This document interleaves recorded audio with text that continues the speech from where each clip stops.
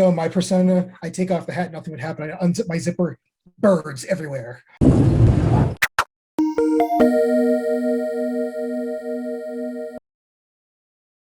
All right, everyone, welcome to another exciting episode of the Phat Games podcast. I'm your host, Blair. Unfortunately, this week, Gary is a little under the weather. He couldn't make it. Now I'm going to introduce our guest this week, the wonderful, the awesome, and my personal friend, Red Vonix. Say hi, Red. Howdy. Hi, everyone. Great. So how you doing? Good. I mean, life's been a whirlwind the past year, just like it has been for pretty much everyone, I think. But I gotta say, I can't complain. That's great, actually, because I mean, there's a lot to complain about in this last year. There's quite a lot. There's quite a lot. Just kind of why I feel very fortunate in a lot of ways. Well, that's awesome to hear. We could probably get into a little bit on that as we get into the podcast here. All right, my friend. So why do you call yourself Red? Oh, Lord. Let's go back. Going back about time, 10 years ago. In the Wayback Machine. Step right on in. So, my real name, Dave Calabrese, I went by that for about half my career, maybe a little less than half, roughly. And I could never make a name for myself, and I think part of that was I wasn't really going out on my own and doing stuff on my own. I was working with a lot of other companies and things. But when I started my first company, my second company, I couldn't make a name. So I started trying to figure out why. And I realized that in working with different companies, they'd be like, oh, you're this great artist, or oh, you're this great voice actor. And I'm like, I mean, I'm not horrible at art and I can voice act and I need to, but what? So I started doing some more research and I found that the name Dave Calabrese is already used in entertainment roughly 10 plus times. I mean, there's actually I think it's a goth metal band with the name Calabrese and everything. So I couldn't make a name because my name is already heavily used. So I spent probably about, I'm not joking, 2 years researching potential names. I got an Evernote document with 200 plus possible brand names on it. And, it had to be something that was easy to remember, something that was like me, and also something that was not already branded, didn't already have tons of Twitter accounts or anything. And after all that, I finally came up with Red Vonix. Oh, it's actually Vonix was suggested by my dad because my dad also works in games and does stuff here. Oh, really? So I kind of slapped Red to that and did some research. I'm like, oh my God, this is available and it's memorable. So I checked with a bunch of people, kind of testing off them. They all liked it. So I trademarked the name Red Vonix. And it was kind of funny because my first time in Japan back in, I think it was 2016, I actually got the message of acceptance. I'm like, I'm in Japan and I just got my trademark approved all at the same time. This is best day ever. And since then, I go as Red. And I don't really hide my name in the industry. I mean, I just said it like 5 times during this podcast alone, but nobody calls me. It's kind of funny because the people that I've known the longest still call me Dave, but the people that I've known more recently all call me Red, even if they know me as Dave. Like when I was in China and I basically lived with like 5 people for a month and a half, they still called me Red. So, because when I first met you, I thought like you introduced yourself as Red Vonix, and I think it was probably like maybe that same weekend because we were GamerX was at 4. Yeah. I think at some point that weekend I asked you what your real name was because I actually kind of felt weird calling you an alias. But hey, if it's helped, that is awesome. That's a really interesting story. I don't think you actually told me that before. Yeah, and it actually has helped because I found that the naming, since I've made that trademark, it actually has worked because I'll go place and people be like, oh yeah, I've heard of you, I know you, and they actually haven't heard bad things either, which is always that's great. Nice, always a benefit. But yeah, so it's worked. The brand has worked. It's gotten out there, and I mean, I don't have like tons of Twitter followers. I'm only at like 2176 or something like that. But even with that, my name still seems to be getting known in the industry. So yeah, it's awesome. So on that note, what brought you into this crazy industry? Because as we know, indie games is well, I've been talking with some friends, some people at Gumbo, and listeners of the podcast know what Gumbo is. We talked about it before, and we've as much as we love doing this, it sometimes feels like indie games is very much a labor of love. So, what pulled you into this universe? So going back again in the Wayback Machine, a little bit further this time, when I was a kid, which I'm an old man. By the way, can I swear here? Oh, feel free. Nice. Fuck yeah, because I'm an old fucking man. And because I grew up in the 80s and 90s. And my dad used to make video games back in the 70s and 80s, and he kind of got off it, but he's actually getting back into it. He actually owns part of my company, and does some stuff, does some work here with me. But anyway, I kind of got interested in video games from seeing him make them as I was growing up, and even as a kid, I always wanted to work in entertainment. I actually originally wanted to be a stage magician, not musician. That's a new thing. Stage magician. Like David Copperfield was my absolute idol at the time. I can picture that. You being in like a magician's getup, wearing a top hat or something, like taking it off, having a bird fly out or something. Absolutely. Though, no, my persona, I take off the hat, nothing would happen. I unzip my zipper, birds everywhere. So anyway, we'll follow up on that. Please do. Okay, so and then I wanted to do film acting. It's actually something I'd still love to do sometime, is some film acting or something. But I was more introverted as a kid, I think, and I was not exactly liked in school, and I didn't have the cojones to fight back then. Now I'll stab a fucker if they want to mess with me, but back then, no. I literally let people spit on me like for hours at a time, literally during school and stuff. Do it to me now, I'm going to collect your eyeballs and take them home with me. I can relate to being bullied in school. Not pleasant. I've actually talked about it on the podcast before. Yeah. That's a whole other difficult topic. I'd get into another time. But all of this put together, I didn't really have the desire to go and try out for a lot of things, even though I took some acting classes and stuff. So instead, I started, playing the Atari and the NES. And I was like, this is amazing. How the fuck do these exist? Do people just like reach up and pluck a game off a tree? Or is there more to it? And, so my dad made them. I kind of already had an idea of what goes into making these. And which also means I respected the prices. Like, back in the day, Final Fantasy 2 was a Final Fantasy 3 American was like $65-$75 when it came out. And unpopular opinion, I think that's what they should still cost, because that's what it takes to make these damn games, require prices like that. But no, now we have like 99-cent games for something that still costs even more than that. But other topic for another time.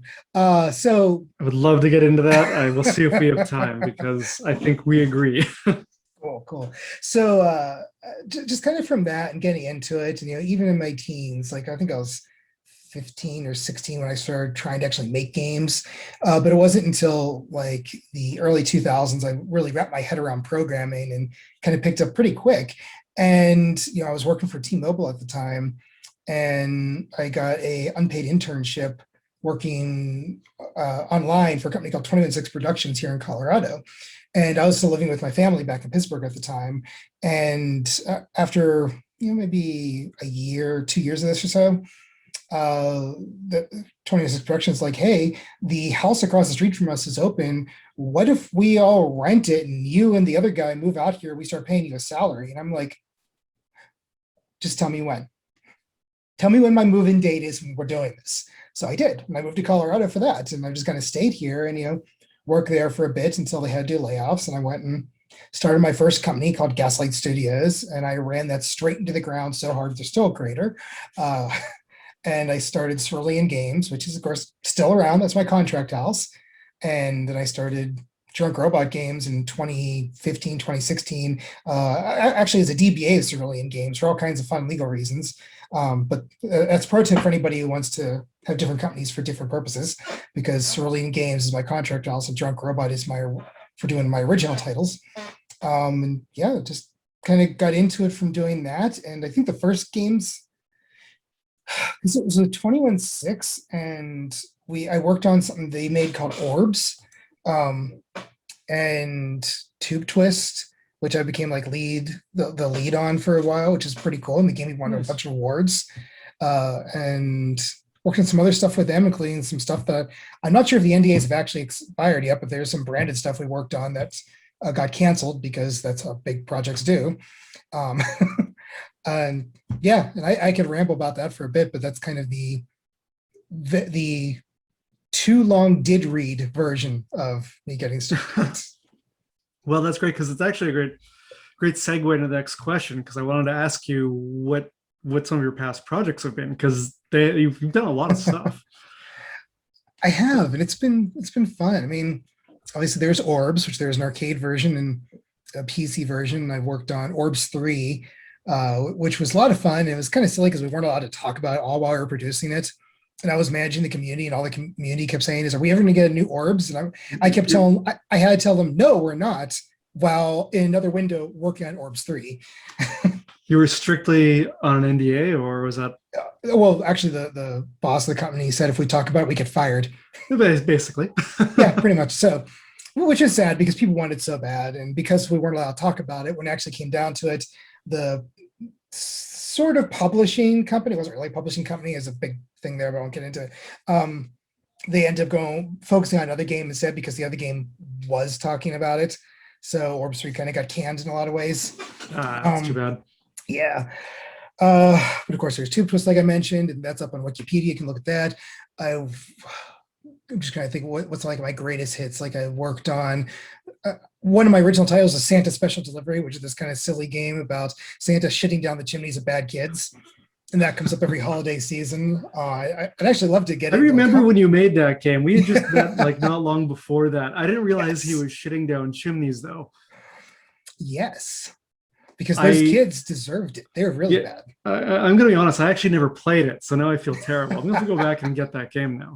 Well, I'd really love to get into like Humble Bundle or something this year, or see if I can spin up a quick remaster of it, or something. I've been, because the game actually, people loved it, and if you look it up on YouTube, there's always all these posts about it, very positive ones. So it's something I need to think about again at some point. So there's going to be more bad Santa at some point, but not the film, more of the shitting down the chimneys for vengeance style. So you're making a sequel then? At some point I want to, yeah. This is not a sequel announcement. This is a intention of. A desire to. Yes. So, okay, so let's see. So I worked on a couple of porn games, which I know you already said. I have, yeah, that was one of the questions I wanted. So let's get into that now. Why not? Tell us about that. So there's a company called D-Dub, and so back in the day, there was, I promise this is all related. There was a game engine company. There's a game company called Garage Games, and they made a game engine called Torque Engine, Torque 3D, which is what we did, like everything. And Torque basically used to be the Unity back in the day. Yeah, I've heard of Torque. Yeah, before Unity took over. And I got to be like good with Torque. Like I'll stroke my own ego there that I was fucking good with Torque. And I even did stuff with Garage Games. I helped with their internal engine documentation, other things. And I did a lot in their forums, and that's actually one of the things that I've mentioned to Unity numerous times, is I feel they are not as approachable and don't have the same acceptance or acceptability. That's not the right word, but the community is not strong with Unity, while with Garage Games, they had a very, very good community. And I was strongly part of that, and I'd always post and help out other engineers with questions and things like that. I work on tools and share them with people. So there's all that. And now D-Dub made this game Bone Town, which was, if you were to sort of take Grand Theft Auto, give it more of a tune style, and make it about fucking, you'd in many ways get Bone Town. And I could see how that game could lend itself. Yeah, yes. Yeah. And for those who know Bone Town are sitting there going, oh my God, Red accepts that game. Okay, I would totally admit there's a few not woke parts about that game. And we all evolve and we change. And I was not a designer on that game by any means. I came in long after the game was done. We'll get to that in a second. So you have to worry about it, because when we first started the podcast, we talked about the original version of Kids of Karendow, and believe me, there was stuff in that game that certainly not woke now, but when we made that game, also was not acceptable by societal standards. Gotcha. Yeah, that's fair. But with Bone Town, so I was, I've always been very sexually accepting of things. I mean, I'm very publicly in open relationship.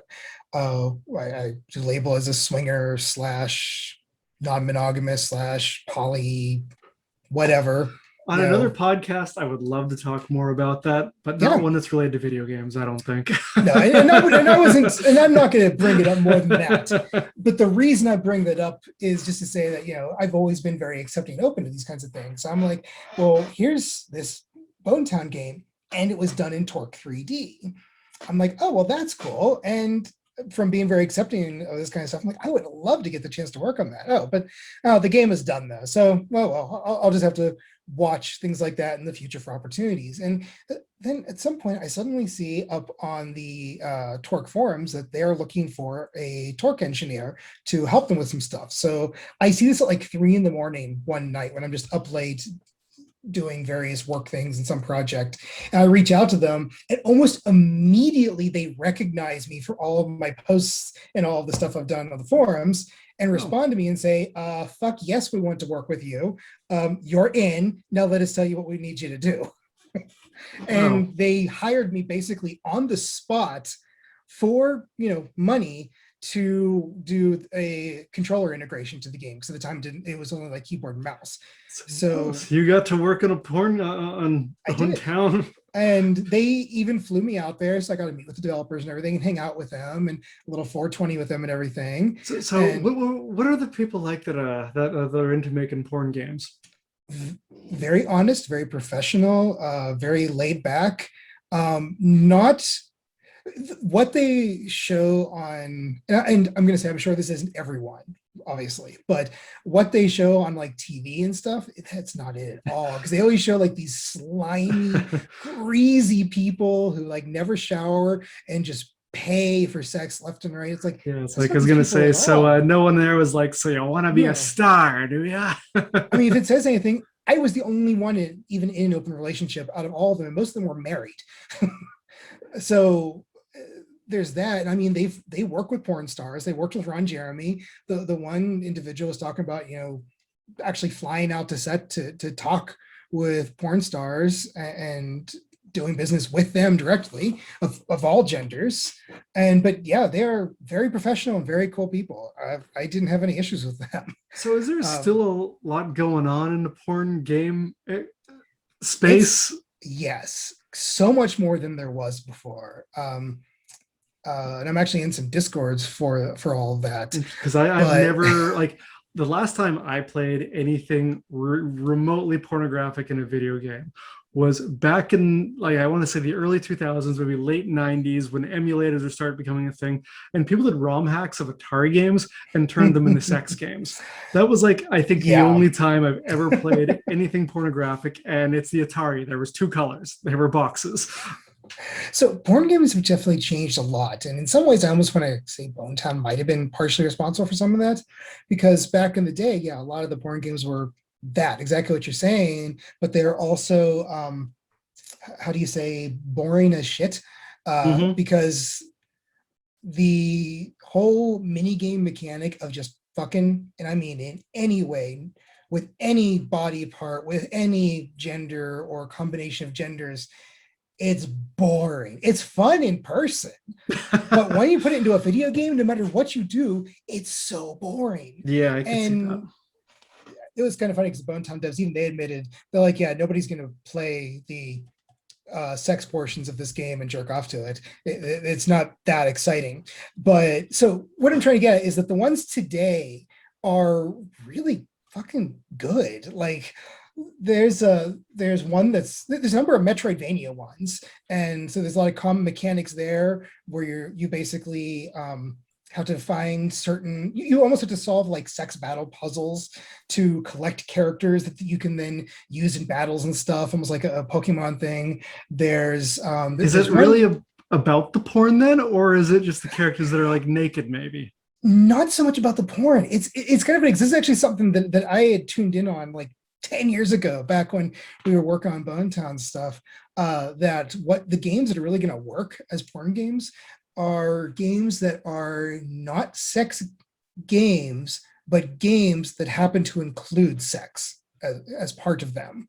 Or happen to include sex as part of the mechanics, but aren't sex games themselves. It's not they're not focused on that as the core mechanic. They actually are real games. Yeah, and from what I've seen over the years, that's exactly what has taken off. Now, sadly, financially, it's not there as much, and a lot of that was my next question. Yeah, and a lot of that's because there's a lot of political issues where people seem to think that, sex is bad. Okay. So it's hard to get funding for a lot of these. I know a lot of banks won't even work with you if you do anything in porn. So you have to, even if you're an entirely legit business, if you do anything with porn, you almost have to do sneaky things just to be as legal as possible and not just like store piles of money in houses, which is exactly what happened with the marijuana industry. Because I'm in Colorado, so we're the highest city in the nation for multiple reasons.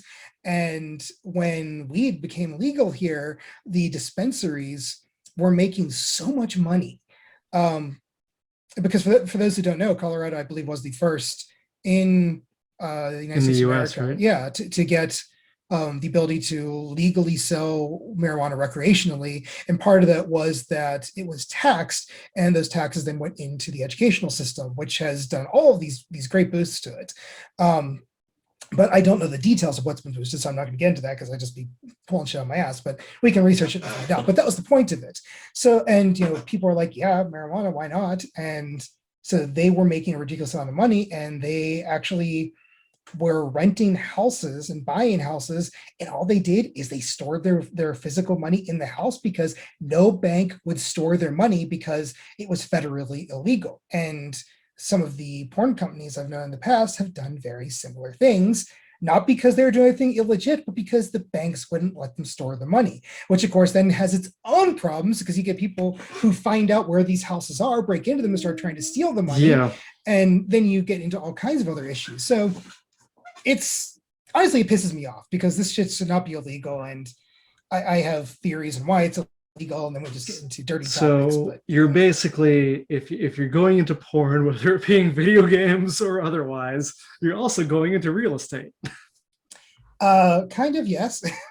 There's good sneaky ways around it. Like you could always do, and again, I use the word sneaky because you could do like holding companies, where the holding company is one doing the porn and your main company isn't. But then it's, does the bank, you have to. Yeah, the bank, if the bank finds out about that, they're not going to be too happy. It can be sneaky. So it's frustrating, and it's all set up to screw people in the bad way.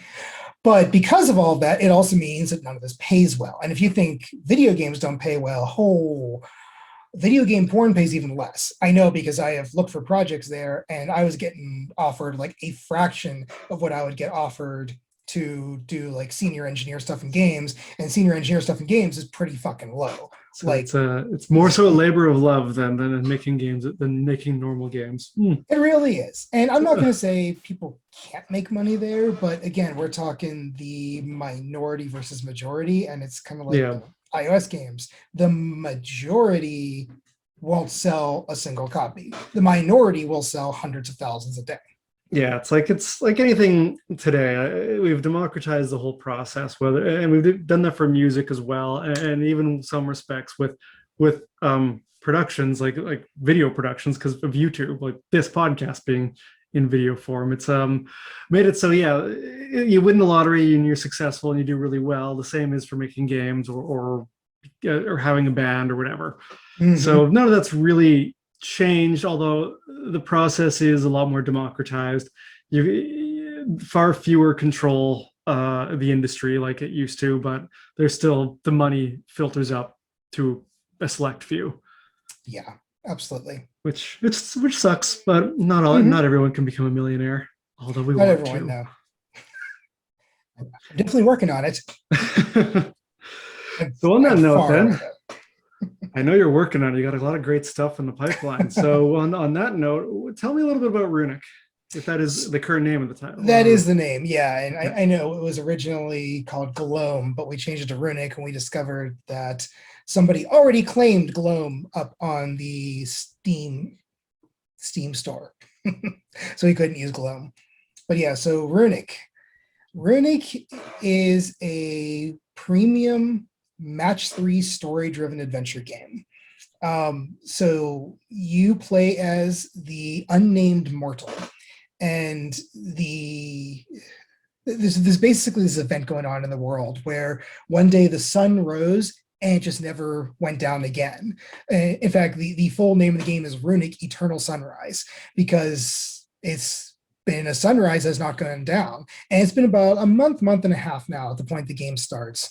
And as the unnamed villager, you're sent to the ancient ruins where it's said we used to communicate with the Celestials.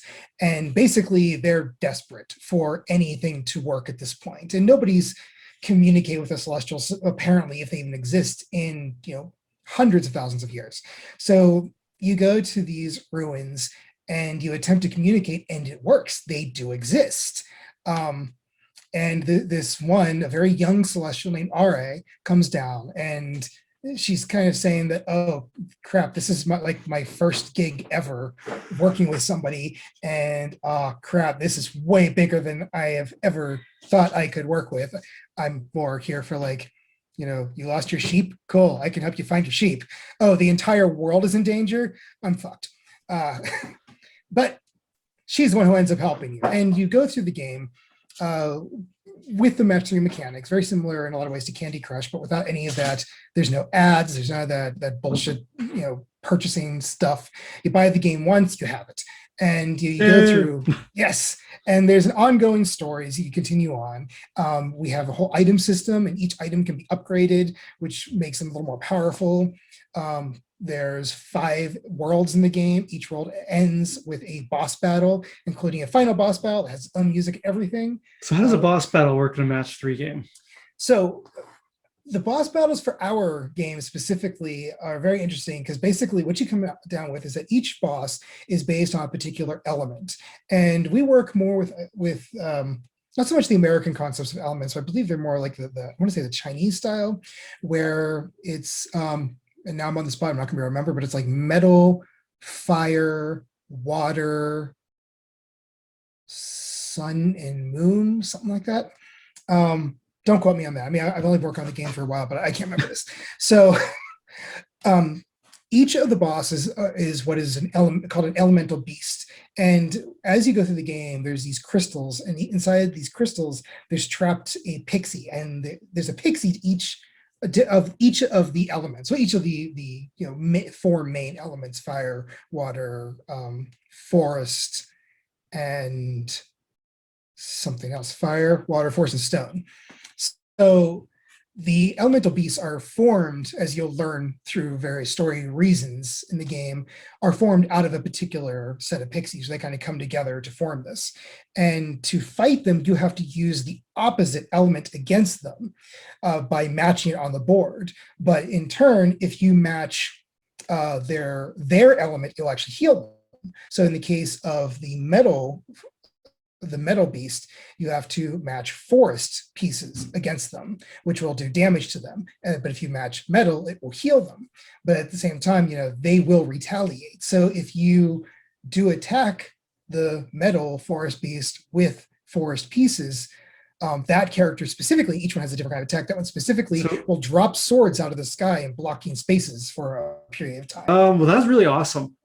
So as Red mentioned, he has sent me a build, and I have played the game, and it is really great. It is a match 3 game. So those in my books are awesome. I used to play a lot more of them, mostly on mobile, and kind of like games like not quite match 3, but like Puzzles and Dragons. Or Puzzle and Dragons, I think it was that old. Have you ever played that mobile game? Maybe.